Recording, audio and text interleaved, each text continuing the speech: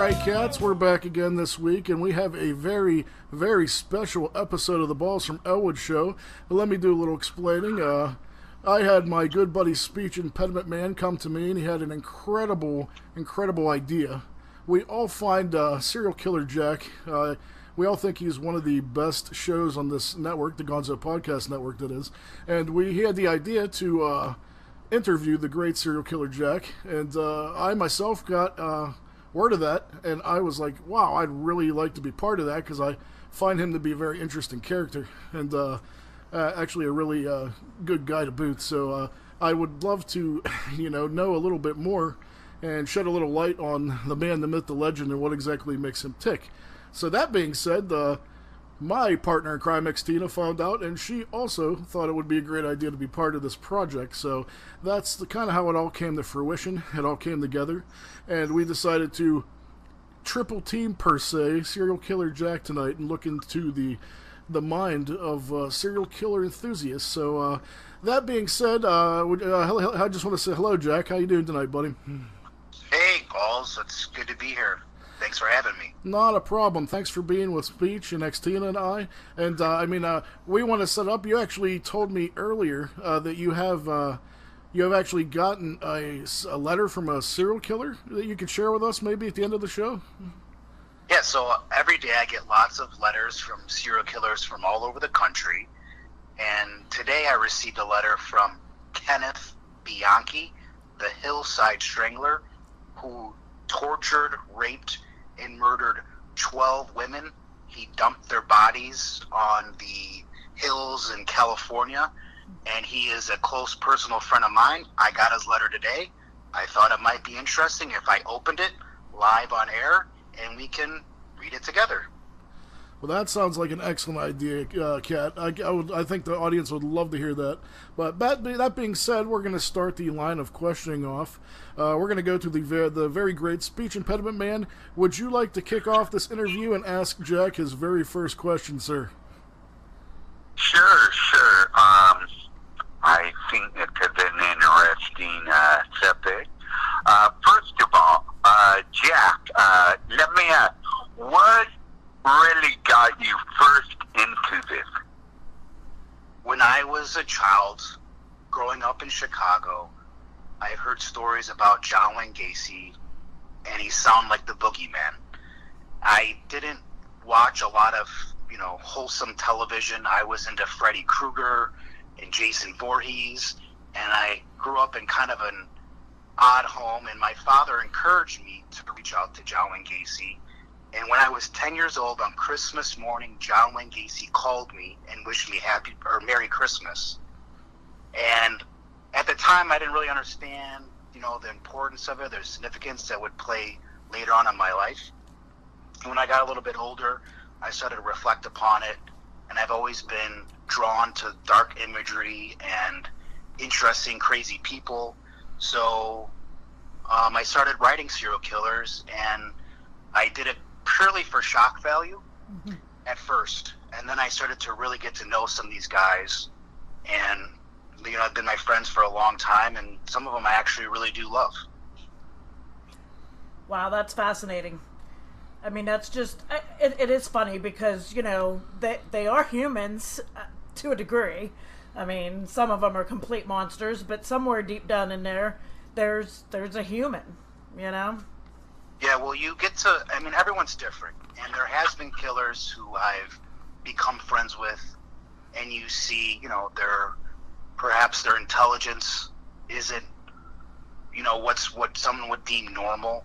Right. And they have that side where you could see that in one moment, it's like a light switch, and if there wasn't, a sheet of glass between you and that serial killer that, they would want to kill you. And I've been in a situation like that in the past where I've seen their eyes gloss over, and I knew that if I wasn't protected, that I could be in a situation where I could be harmed. But also in the next breath, I'm friends with serial killers who I have no problem touching, hugging, kissing on the cheek. I would have no problems if they were released from prison and hanging out with them.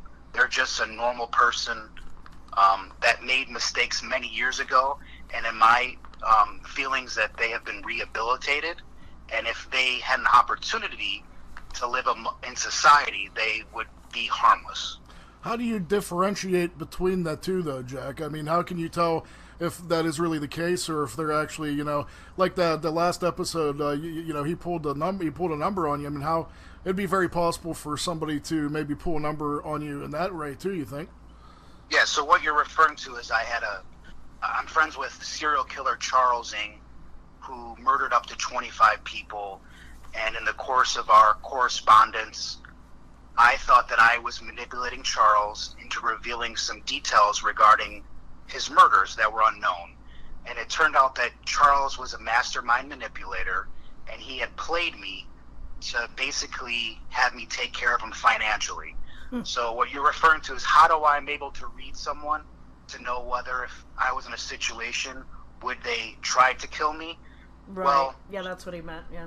Yeah, I like to think that I'm pretty good at reading people, but when you visit, and we're not just talking about writing anyone, we're talking about phone calls, hours each week, visiting them. So I like to think I have a pretty good understanding of someone when I go to meet them, and there are killers who I'm friends with that I'm kind of on the cusp, like, hey, I like this person a lot, they mean a lot to me, but I'm not sure that if we were in an environment where it was kind of open, where we could touch each other, that I wouldn't be hurt. Yeah. So, again, it's a case-by-case scenario. Yeah, that makes sense. Well, I'm going to go next here. I got a very interesting question for you. And again, I'm sure this is probably also a case-by-case basis, but I guess in your opinion, are murderers born or made by their upbringing and society? I mean, I don't think anybody can honestly look at a baby and think that person is capable of murdering. But there's 90% of the time they blame, their upbringing and their childhood and their parents were terrible. And while I agree that a lot of that I'm sure is true, I know a lot of people who've had crappy childhoods and, don't go around killing people, and they probably should. So what are your thoughts on that? Well, I think it's probably a combination of a lot of things. Obviously, with serial killers, most serial killers' crimes are based on some sorts of sexual fantasies. Yeah. They're purely motivated by some sexual desire that they have. But we do read a lot about kids killing kids too. So, is it possible that children hit puberty and somehow have a feeling, or maybe a sexual need, that if they could kill someone, that they're getting aroused? I've heard stories where people have had orgasms murdering someone. So I'm sure it's a combination of growing up. I mean, they say, like, a lot of things happen when you're growing up and you're dealing with your parents. And I'm sure that has a lot to do with a lot of people. But, situational, there's serial killers that I know who were broke and they were trying to survive. And in the process of trying to live day by day, they had to start killing people. And that maybe opened a door to them that they didn't know that was there. And now they had this desire to not just go out and live day to day, but they had a desire to actually kill, that thirst for blood. So, wow. Again, I think it's just situational. Right. All right, Balls? Howdy, Jack. You're a known serial killer enthusiast, and by most standards, that would scare just about any of us, and that doesn't seem to scare you very much. I just want to know, if serial killers and all this madness doesn't scare you, what exactly does? Well, I'm afraid of heights, believe it or not. But, I've gotten that question before. What frightens you? At this point in my life, nothing scares me. Nothing intimidates me. I could walk up to anybody. I could call anyone. I visit prostitutes, blue chip hookers. I go meet serial killers, look them straight in the eye. In fact, I think even at this point, I'm probably numb to a lot of things. I'm almost at the point where I'm searching to feel vulnerable, because I'm just so kind of, my sensations have been overstimulated at this point. So yeah, basically just heights at this point. It's hilarious. Alrighty, Speechy Poo, yup. Okay, my second question, this kind of elaborates a little more on what you just talked about. Do you ever wonder in your mind what other people may think of you? Sure. Well, yeah, of course. I think everyone does, but I don't live my life for other people. I live it for me. And I live an absolute amazing life. And if there's one thing that serial killers have taught me, it's that appreciate every day, because it's not guaranteed. So every day I try to live an amazing, amazing day. And every day I wake up and I say, it's going to be a great day. I'm very positive. I believe in positive energy and positive way of thinking. I've been very successful in life, and I attribute that a lot to my mentality that going to every day is going to be good and I'm going to accomplish something great. It's a good attitude. That is. So I have a question that, and again, this is probably more of your, I guess, opinion, but your opinion is probably, a little more, I don't know, maybe professional, since you seem to have more of an inner view to the psyche of the serial killer. But a lot of these guys, more often than not, seem to marry, have families. A lot of them, I mean, you'll see these, videotapes of them, hugging their kids and opening Christmas gifts with them. I mean, they're truly, truly family men. I mean, they'll join the Boy Scouts with their sons and go on fishing trips with all the Boy Scouts, and they attend church regularly and become clergymen. And I mean, do you think that they do all of that to purposely hide what they're doing and to blend in, or do you think that they are truly trying to keep busy and keep some sort of normalcy to perhaps bury that desire to murder? Yeah. Oh, that's a great question. Thank you. Well, as you know, Dennis Radar, yeah, BTK. Yep. He lived a normal lifestyle where he was a family man and went to work 9 to 5, and he had a double life. Mm-hmm.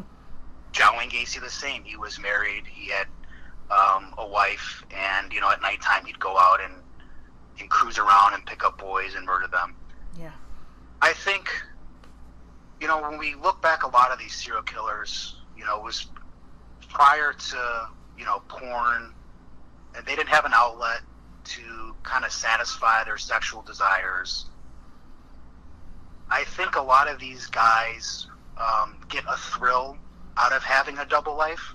Mm-hmm. I know, I live in a pretty nice town, a nice area, and people see me, and I know a lot of people want to believe that I look like a Charles Manson, but that's not the case. You watch a lot of TV and people do have double lives, and you wonder what your neighbors are really up to. Yeah. I think it's very well possible that these guys were probably hiding this part of them, mm-hmm. and they were trying to live what the rules of way society told them was normal. Mm-hmm. And by doing that, they probably had a lot of rage, and it would come out in strange ways. And one of them was murder. Yeah. I mean, I know I'm not married, but I talk to a lot of married guys, and they fucking seem like they want to just kill everyone. I think the whole marriage thing is bad. So I think we should stop. And I was in my show with the words "blood is beautiful," and I think what I'm trying to say is embrace what makes you different. And if there's a side of you that wants to hook up, if you're a guy and you want to fuck a dude, God bless you. Don't hide what makes you unique. Who you are, right? And yeah, I mean, who you are. Yeah. Embrace who you are. Yeah. And otherwise, because you're going to be tortured, and it's going to come out in really weird ways. Right. And before you know it, you're going to have a rope around someone's neck. Right. Yeah. And I mean, on a side note, I mean, I don't think that all marriage is bad, but I do think that people definitely jump into marriage because it's quote unquote expected in society. And if you get that mindset and you do that because of that, yeah, you're definitely going to be miserable and you're going to have all kinds of pent up irritability and, you know, take it out on different ways. And that's why people end up cheating and, you know, murdering apparently. So, you know, there's that. Yeah, so basically what we're trying to say is anyone that's listening, being different is okay. Yeah. Don't deny who you are. It's okay to be different and to look unusual. Mm-hmm. Embrace it and live and be happy, and every day is going to be great.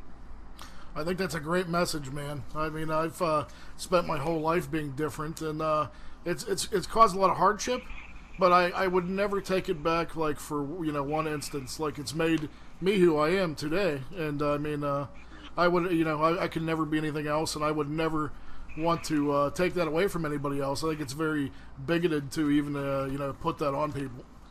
Right, like Balls, you're an ultra famous guy in the Howard Stern world, and I'm sure when you tell people, hey, I'm this the greatest caller in the Howard Stern show of all time, people probably look at you like you're insane.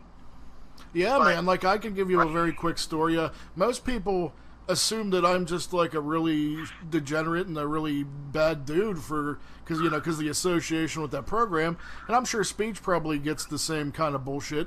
And then once people get to know me, they're very surprised that it's quite the opposite, you know. Like, when I used to have chicks, I'd ask them out, and they'd find that out, and then they'd want to have nothing to do with me, so because I'm automatically a scuzzbag. He actually has a moral compass. Nobody knows that. Yeah, little known secret. Well, speech is just a scumbag. No, yeah, but he's our scumbag. Well, Jack. Yeah. But anyway, to my question. I see where you're coming from, Balls. You're saying, and that's my point, is that, you know, you are this guy in speech too. You guys are known for calling the show and being a character, and, you know, there's nothing wrong with that. And we should be empowering being different instead of hiding from it. Absolutely. Absolutely. I couldn't agree more, man.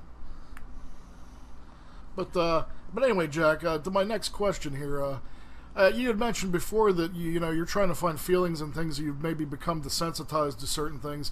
Did you become desensitized to violence and like true human feeling and emotion at a young age? And do you have enough? Do you have enough feeling that you could still feel empathy for victims of these serial killers? Yeah, I mean, you know, when I heard about the Las Vegas shootings, the guy that there was a country music concert going on. And he basically took an assault rifle out of his hotel room and just started shooting at the crowd. Now, I know that's not a serial killer, but, you know, I was really visibly shaken from hearing about that. I go to a lot of concerts. Right, so do we. Yeah, it's scary. It's scary, and, you know, when I watched that show called First 48 on A&E, which is a great show, and I see what people do to each other, and it's so horrible. And so I have lots of empathy for people and sympathy, but I think what we should do is, though these serial killers have done horrible things, and I'm not sitting here and I'm not trying to, you know, defend them in any way for what they did because it was wrong, but we shouldn't just put them in a cell and throw away the key and say, hey, you know what, there's nothing valuable here. At the end of the day, they're a human being, and maybe there's something that we can learn from by these guys. Maybe we can talk to them, we can ask them questions. Maybe it'll make us better as society, and maybe this thing could be prevented next time. So right. I have lots of empathy for the victims, and I don't want to sit here and act like I'm glorifying killers because I'm not. Right. But I don't think we should just put our head in the sand and pretend that it didn't exist. So you feel you feel these people can in fact be rehabilitated? I think in some certain situations people can be rehabilitated, but I think the worst we could at least do is talk to them and learn from what they've done and see how their brain works, and at least gather some information so we can maybe in the future, I mean, last 20 years, we've learned a lot about mental illness. Mm-hmm. You know, back in the day, Balls, they would just put people in a sane asylum. Yeah. If you were odd, if you were different. And I say, let's talk to these serial killers. Maybe we can learn something. And so we can identify some of these characteristics in younger people, and maybe they could be talked to. Maybe there could be a program, and maybe something like these horrific tragedies could be prevented. Yeah, by getting to the, you know, younger people sooner, and, you know, perhaps, you know, treating them with the proper mental health procedures and whatnot. Right. If Dennis Radar would have had some therapy early on in his life, then perhaps those people that he murdered, it could have been prevented. Right. So again, let's not walk away from mental illness. Let's address it, and let's learn from these guys. These guys have a lot to teach us, and no one is interested in finding out anything about them. And I just want to add one thing real quick here, because you brought up that Las Vegas shooting, and you know, it's horribly tragic, and it's so pointless and senseless and ridiculous. But the one thing that I don't want to say that I love, because nobody loves seeing that, but if we're going to talk about love and humanity and things like that, is what does come out of those events, of those tragic events, is the people that show their true humanity by, you know, helping complete strangers, and, you know, like carrying a complete stranger off to safety, and, you know, people becoming like sort of lifetime, you know, friends because of the tragedy. And it is amazing to see like how many people are willing to, you know, shield someone they don't even know, just because, you know, it's instinct. Sure. I know, you know what, and I have to say, if I was in that situation, I wouldn't do that, because I'm a coward. Right, yeah, me too. At least I can admit it. But can you imagine, Christina, if you were sitting there holding Balls as he was taking his last gasp of breaths, and think about what was the point of this? I mean, you know, it's just so senseless. So that day really, really bothered me. Oh yeah, it's horrible. I'm a fat guy though, so I kind of sound that last gasp all the time. So she can never really tell if I'm gonna die or if I'm like, you know. It's hard to tell. She'll be like, "Oh, you're gonna die, fucker," and I'll be like, "No, just emphysema." Too. All right, speech. Yeah, when are you guys getting married, by the way? Sometime next fall. October, I believe. October sometime. We're not 100% locked into a date yet, but we're working on it. Well, Balls, I think you found your guy to set up the bachelor party. Oh boy. I would just be flattered if you came, Jack. I want to run that shit. I want to live to see my wedding.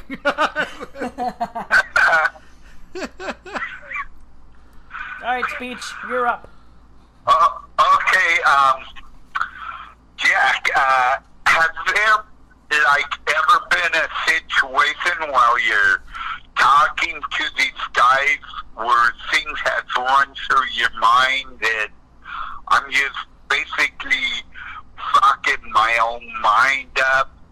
And is it ever a situation you're like, do I really want to know the answer to this question? Yeah, there's been lots of times where I'm sitting in that cell waiting for them to bring the serial killer in, and I'm thinking, Jack, what are you doing? Yeah. You need a new hobby, Jack. Yeah. Yeah, so there's been lots of times where I've questioned, but, you know, a lot of times that happens when I first meet someone. I really don't know what to expect. Yeah. I don't know, speech, if you do any online dating, but, you know, when you talk to someone online, it's completely different when you meet them in person. And there's like a happy dance that you have to have with someone when you're conversing, and you don't really know what's going to happen. And I think that's kind of what makes it fun for me too, is the unknown. Right. And when you go visit a serial killer too, I want to say that you just don't see him for an hour. You have to book blocks of times, and the lowest amount of time that you can meet him is 4 hours. Wow. So, Really? whether you like them or not, you're sitting in there for 4 hours, 2 feet away from their face. Oh and my. You've got to find a way to come up with some conversations. So why is that? Well, I guess they figure if you want to go see one of your loved ones or a friend that You're going to want to you're gonna spend want to see time them with for them. a long time. Yeah, and then you gotta reserve. I mean, a lot of people want to see someone, so you have to reserve these rooms or these cells or these cages. Jeez. So yeah, it's a process. So that's why they have to block out 4 hours at a time. Well, wasn't there ever a time where, like, after an hour, you're like, I just want to get the fuck out of here? That's what I was gonna An ask. hour after 15 minutes, I'm like, holy shit! I got 3 hours still to do this. Yeah. Oh, there's been lots. Has of it ever times where become I'm like, awkward, like you like where the killer could tell you that like you're not hitting it off correctly, and he's not having a good time and you're not having a good time, and like it's just kind of weird. Like, has it ever come up? No, it's never come up that because they're so happy to get out of their cell to talk to someone. And they love to talk about themselves, so I'm sure they can talk for the 4 hours. No, some of them actually are not as narcissistic. Is that as you may right? think. Okay. Yeah, but one time I was sitting there with a serial killer, and I actually went to his execution. His name was Tommy Lynn Sells, the coast-to-coast killer. And so I'm in Texas, and every state has a different formality or protocol when it comes to visiting a serial killer. And in Texas, there's a sheet of glass, and you're on a telephone. Okay. So they bring him in, and he's looking at me, and he looks so happy to see me. And the first thing they do is they put their hand up on the glass. And Wow. you put your hand up on the glass, and you realize that this guy hasn't touched anyone in years. Yeah. And at that point, I think he'd been in prison for like 12 years. So he hadn't physically touched anyone in 12 years. So the closest he got to anyone was my hand. Jeez. So we're putting up hands even before we even put on the telephone to our ears. And I'm saying, hey, it's so good to finally meet you. So this is great. I'm asking him right away, can I get you some food? Because what the prison allows you to bring is quarters, and you're allowed to bring in so many quarters. And in this prison, it's $20 in quarters. So my pockets are, they're falling down with the weight of the quarters. And so I'm like, can I get you some food? So I got him some candy, kind of loosen him up a little bit, kind of like if you go on a date with a woman, you guys get drinks. Get her some drinks. Yep. Right. I'm getting him Butterfingers and Snickers. So I'm loosening him up, and we're talking, and probably about an hour into our conversation, he brings up a drawing that I made. And originally what happened was I sent a picture of my dog. I have an English bulldog, and he sent it back with him with horns and like fangs, and like he almost made him look like the devil. The devil. Oh boy. So I wrote back on the same drawing, and I drew a monster giving the middle finger. Yeah. And this was like a year ago, before I met him. So we're talking, and all of a sudden he brings up the drawing. I don't even remember the drawing. And he goes, do you remember the drawing where you drew me the monster with the middle finger? And I'm like, yeah, I'm sorry, I'm not a great drawer. He's like, yeah. He's like, you know what? This is very disrespectful. Oh.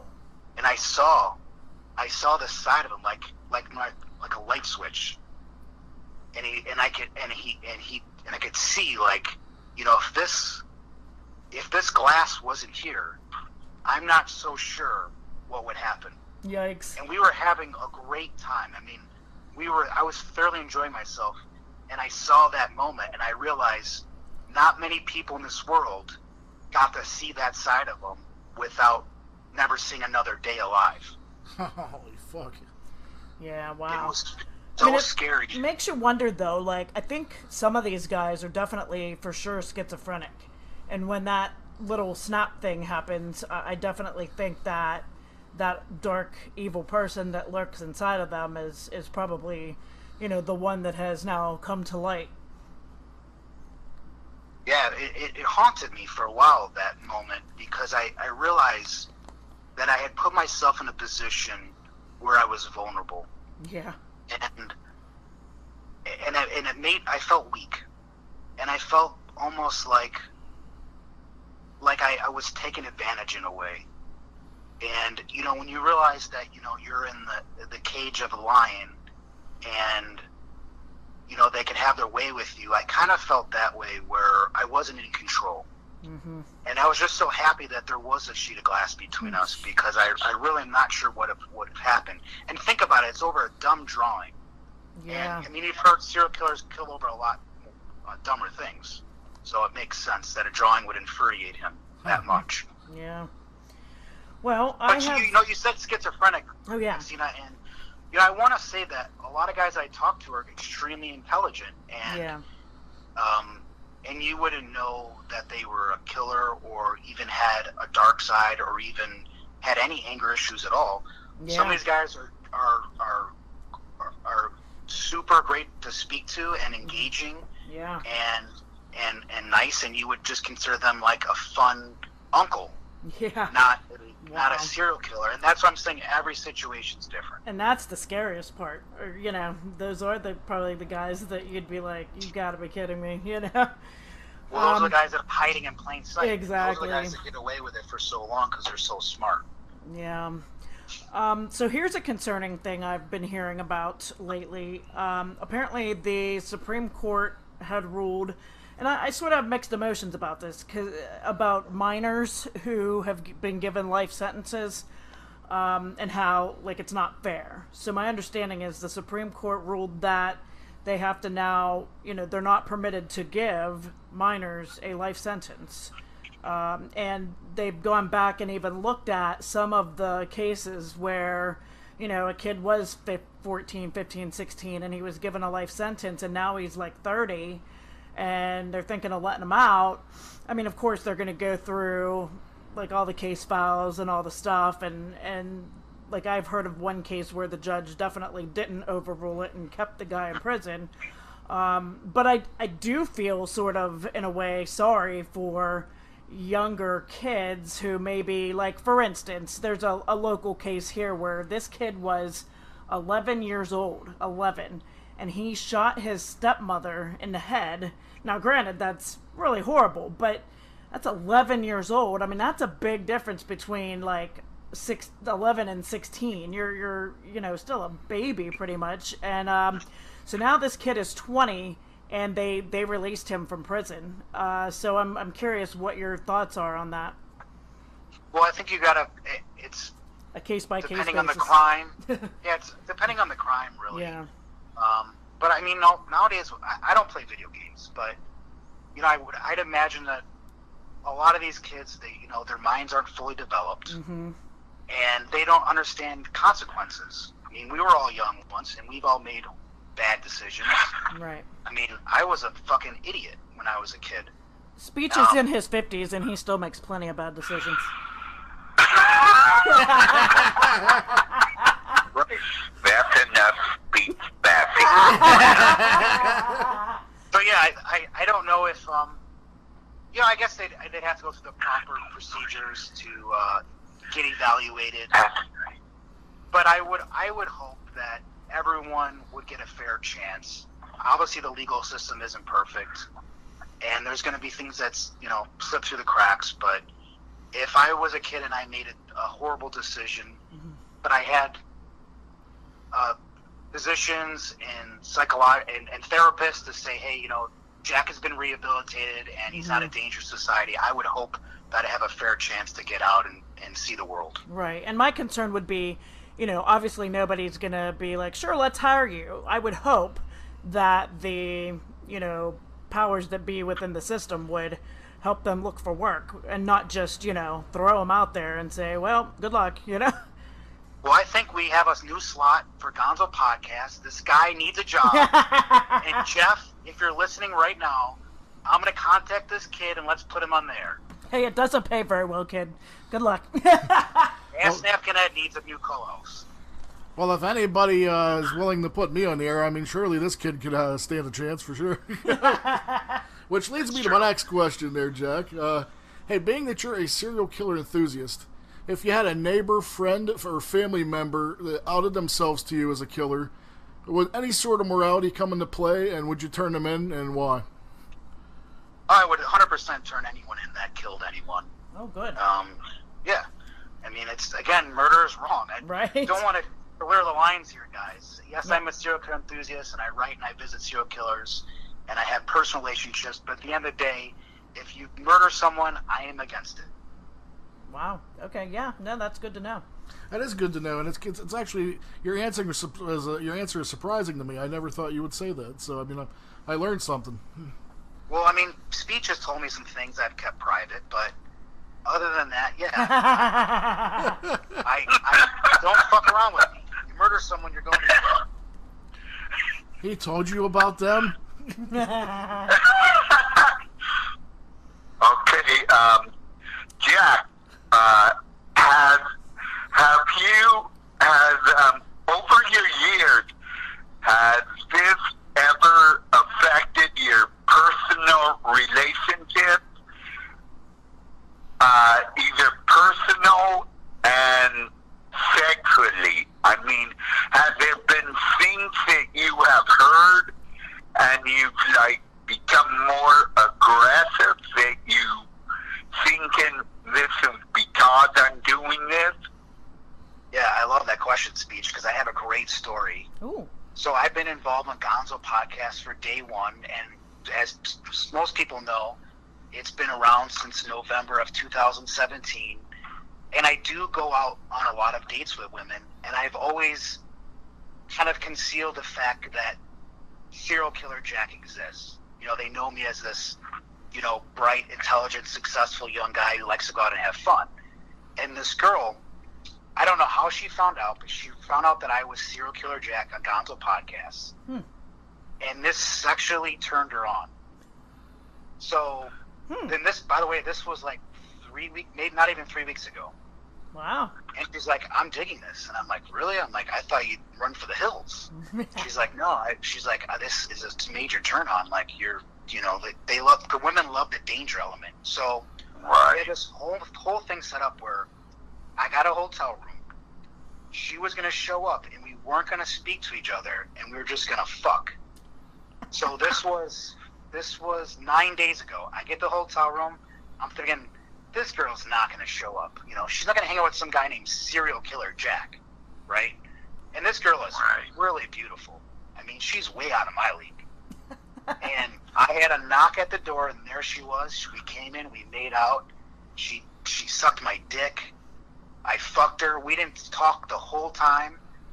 I got done blowing my load, put on my pants. I got the fuck out of there. The next day, she's like, when can I see you again? So Wow. There Well, you go. must have did a good job. Great for me so far. Obviously, my dad, he encouraged me to write John Wayne Gacy as a kid, so he doesn't care. And other than that, it's been a positive. That's amazing.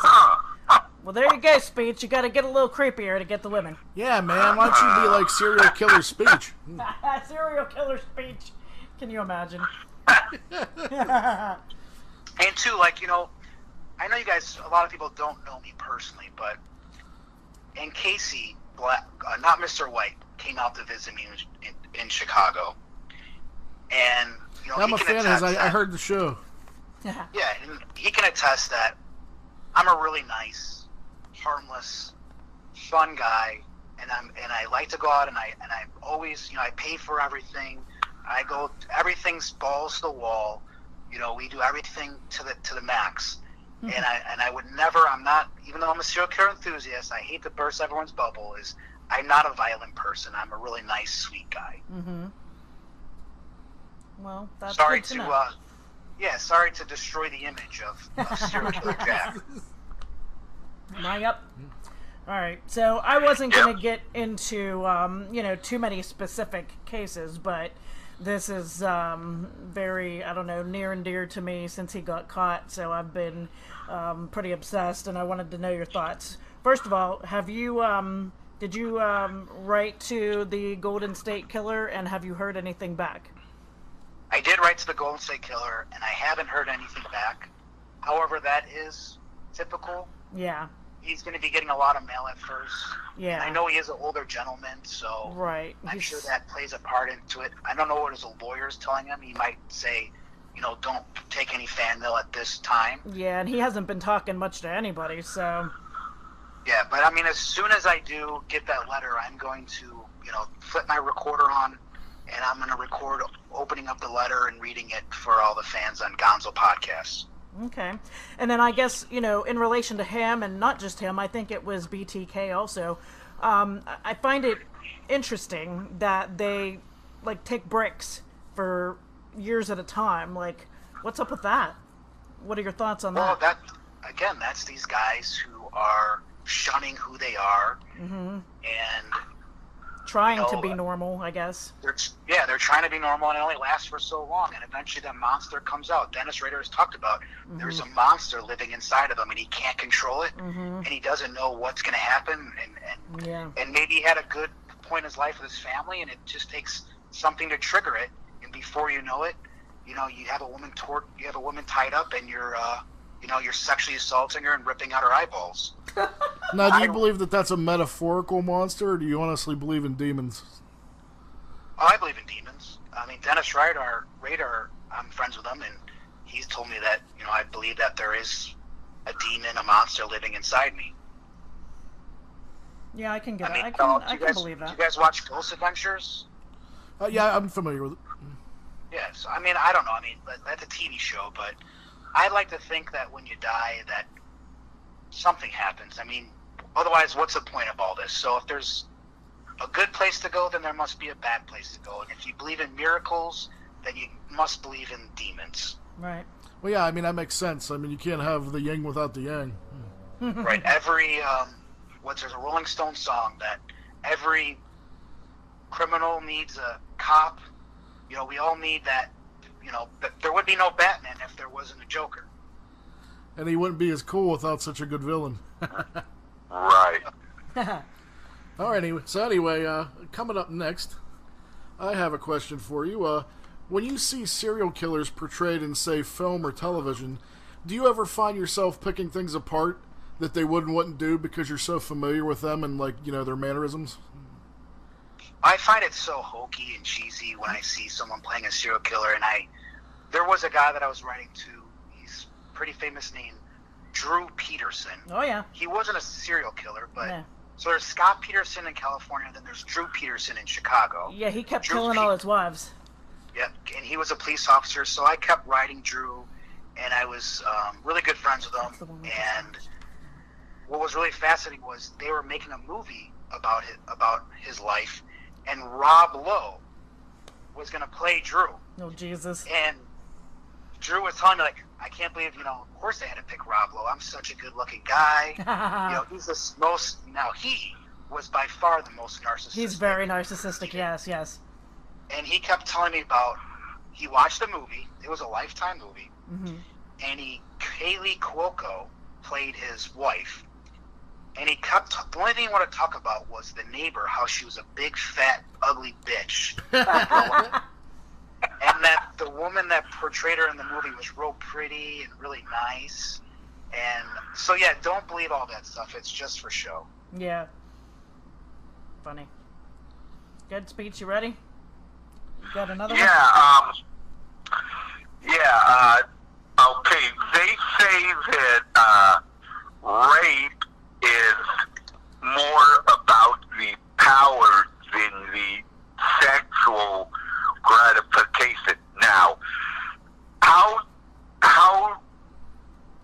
do you feel like, say, a serial killer breaks into a house and he tied up a woman and he tortures her and he kills her, but I'm saying, you got her up there, why not rape her and get some sexual gratification out of that? What's your opinion? Wait, so you're saying why would you kill her first? Would you rape her first? Yes, it seems...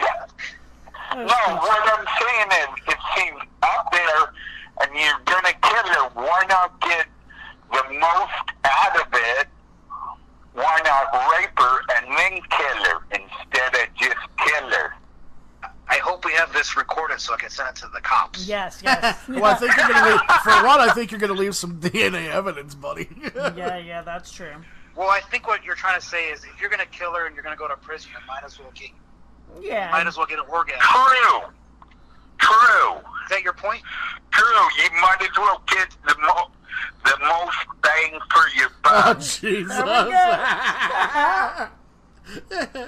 Yeah, I guess why not? Fuck it. If you're going to kill a bitch, you might as well rape her first, right? Right. You know, True. I see that on a T-shirt somewhere. I don't know if it doesn't exist. We're getting them made. Anyway, I'll even wear it. Rape, then murder, not murder. I gotcha. Right. Oh, yeah, I agree. For sure.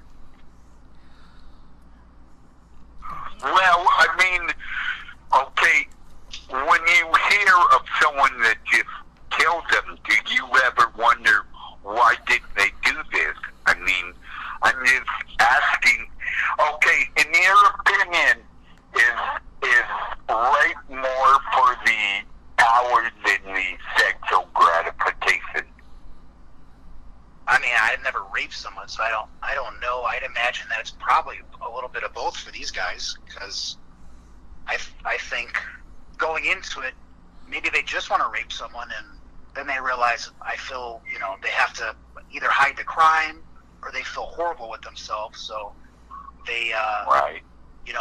they're playing a game in their mind, and they don't know which side. They don't know if they're winning or losing. So Okay. you ever done something sexual, Speech, and you're disgusted with yourself? Yeah, most every night. Like, have you jerked off to like tranny porn? Have you done that before? Yes, and then like right afterwards, I'm like very disgusted at myself. Okay, so you jerked off to it was a woman with a dick, right? And Yes. what I'm saying is afterwards, when you blew your load, you're thinking to myself, oh my God, I'm a disgusting pig. Is that what you're saying? Yes. Okay, so maybe then that's when these guys are going, I feel disgusted with myself. I have to hide this. I can't let anyone know what I did, so then I have to kill him. I have to hide what happened. Okay, I can understand that. I think it's pretty interesting that you're watching tranny porn, though, Yeah, Speech. that's- I didn't know you went both ways. Hey, sometimes it's an accident, man. I rented one once, and this chick was gorgeous, and then she opened her mouth to blow the dude, and I'm like, oh, wait a minute, those are definitely dude molars. Like, I felt pretty disgusted with myself as well. Wait, she opened her mouth and had what? I could tell when she opened her mouth to blow the dude, she had dude molars. Like, there was no way this chick had molars like that. She looked like a fucking caveman. That's funny. Well, I'm assuming the penis between her legs is always a dead giveaway, too. I never thought of that. Hey, Speech. I wanted to say, I correct me if I'm wrong. It might have been Dennis Rader, or it might have been the Happy Face Killer. But I was just listening to a documentary, and one of those guys, it might have been the Happy Face. They wouldn't ever rape a woman. He would jerk off in her panties after he killed her. So, yeah, so that's Dennis Rader. That is him? Okay. Yeah, so I'm friends with Keith. You're talking about Keith Jesperson, the Happy Yes. Face Killer. Yeah, I'm friends with him too. In fact, the first phone call that I ever received as an adult writing a serial killer was Keith Jesperson. That guy is a psychopath too. He is. Dennis Rader would assault the woman. He'd a lot of times jerk off after they were dead into their underwear. Yeah. I found that very fascinating. I mean, that's a very different, but definitely that's a power trip of some sort and a weird sexual fetish for sure. Yeah, it's gross. Now, that statement I gave you, I just thought up while this interview was going on. I would like to finish my questions with just a simple statement from you. Everyone has a dark side. What is your explanation on that? Well, we've all have our own personal demons, and how we deal with those is different. mean, some people we know do horrible, horrible things. Some people drink. Some people do drugs. Mm-hmm. Some people gamble. We all have our vices because we're trying to hide the pain. Yeah. So I think it's different. What do you do, Speech? Or do you have any? I don't really know that. Tripping off to dudes. What other weird things are you up to? That's weird. No, I like to do comedy. I run around in blue ties. I'm just an average American guy. You have some skeletons in your closet. Like myself I'm a sex addict, and I love having sex with beautiful women. It sounds like you're a normal dude. Yeah, that doesn't sound like a problem, Jack. Well, I think the issue is that I can afford a lifestyle that most people can't. So it's which is can be sometimes a problem because it's like a kid in a toy store, and you have a blank check. Yeah. You can get in Right. shoes. But Speech, what do you do? Are you addicted to that? Well, I admit I've gone to Vegas. I've indulged in sexual activities. But there's something that you do every week that you're like, I shouldn't be doing this, but I'm doing it anyways. Is it food addiction? Is it online? Well, I do tend to take a lot of vacations. I'm not too responsible. I spend too much money. Yeah. We're all guilty of that. I do overdrink at times. I do indulge in things that I shouldn't be doing. I mean, as I get older, I try to take better care of myself, but I find myself slipping into my ways of what I did back when I was 21 and younger. Yeah. So we all have these things that we do to hide some pain. I mean, everyone has pain in their life, so we all self-medicate or self-mask in some way, for sure. Yeah. That is absolutely true. And I actually got one more question to wrap mine up here, Jack, if you don't mind. Being that you admire the work of serial killers and rapists and people like that, do you ever feel it may have damaged your psyche at all? And do you feel it makes you maybe objectify people in any way? Could you specify more about that? Are you talking about like collecting their artwork? Is that what you mean?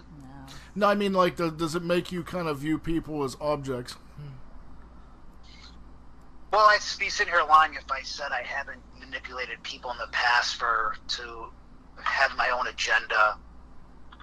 Yes, I would have to say that it has, in some sense, been a deterrent to me personally, but also I've used what I've gained in a business sense, and so it gives me that extra edge, and I've been successful because of it. So I look at it more like a superpower than a negative. Nice. Again, you should take a negative and turn it into a positive. Like, that's the way I live my life, and so far it's worked out. Well, there you have it. We just spent almost an hour with the man, the myth, the legend, the serial killer enthusiast, serial killer Jack, and I'd like to thank all three of us. Would like to thank you for coming and doing this. I know I had a great time, and I'm actually excited to hear this letter now, man. Like, can you read us the letter from that serial killer? Sure. So let me open it up. I just got it today. Hold on a second. Let me put this phone down.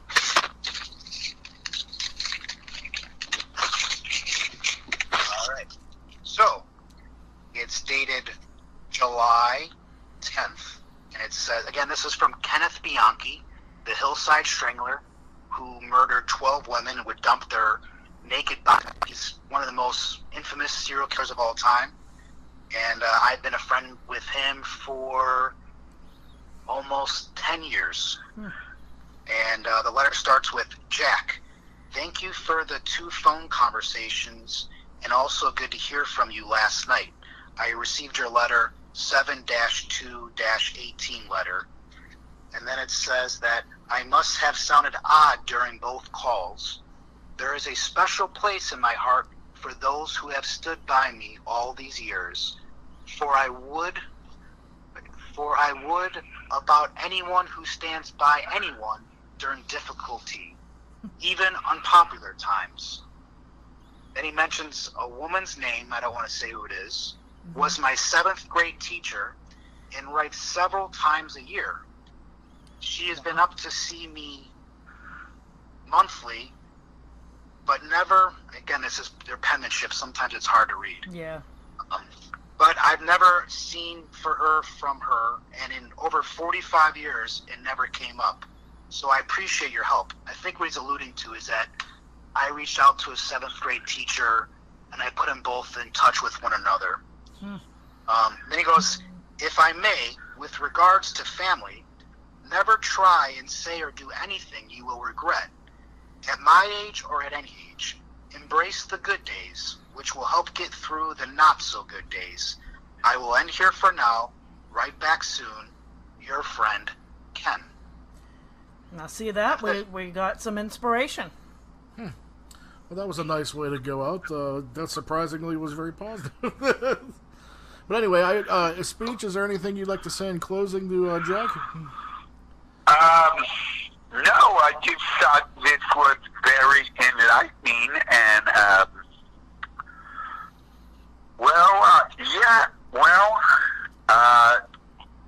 I could interview Jack for, I think this is a fascinating topic. I mean, yeah, we all do have a dark side, and we all kind of want to,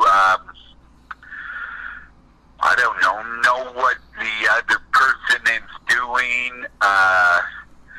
Somehow we want to feel like we're getting away with something. And I mean, everyone does have a double life, and I think this is an interesting topic. I just want to thank you, Jack, for letting me talk to you. This is kind of what I want to do. I mean, I always find it interesting to find other people's point of view. I mean, there's so many points of view in the world. I mean, I think what you're trying to say is there's always two sides of a story. Yeah. Right. And we like to meet a guy who's a serial killer enthusiast, is this weird, crazy dude, and he should walk away in prison, and serial killers have nothing to add to society. But I hope anyone has listened tonight and they have realized that maybe there's more to the story. And I hope that you guys, if anyone can take away anything from this, is that embrace your inner weirdness and live every day like it's your last. And this world can be so much more beautiful if we all just find a way to get along. And I just want to say I love you guys. I love being on the network with all of you guys. You guys are positive people, and it's an honor to share the airwaves with you every week. Well, thank you, Jack. I feel the same way. I'm pretty sure XTina, is there anything you'd like to say in close? No, this was great. This was an awesome time. I think it's going to be a stellar show. I appreciate it. I think I have a feeling we might be doing this again very soon. Well, how about we do this? I'm going to propose a challenge right now. Oh, boy. That if Jeff is open to the idea, Jeff is the owner of Gonzo Podcasts, that myself and I will pay for it. I'll take a listener to come meet a serial killer with me this fall. We'll go to prison. I'll pay for their flight. I'll pay for the hotel. We'll go out, we'll have a good time, and we'll get to sit inside and speak to a serial killer and look him right in the eye and ask him questions. Well, I don't think that would be interesting. I don't think you can get a better deal than that, man. So you heard him. You heard Jack. This is his proposal. If you cats are interested in meeting a serial killer, just tell them how to get in touch with the network here, Jack. Is it www.gonzopodcast.com? Is that correct? just send a direct message to @GonzoPodcast on Twitter, and we'll get you to meet a serial killer. Sounds good, folks. Can I get a Blood is Beautiful? I absolutely love when you do that. I want to thank you all for tuning in this evening, and remember, blood is beautiful. Good night, everybody. Peace and love.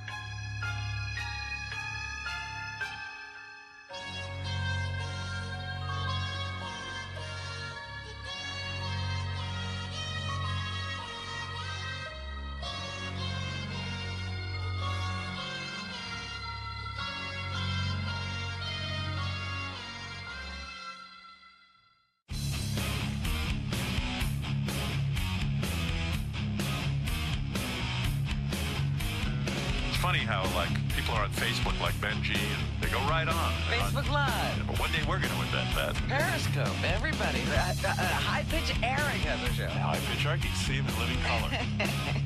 Funny side note, yes.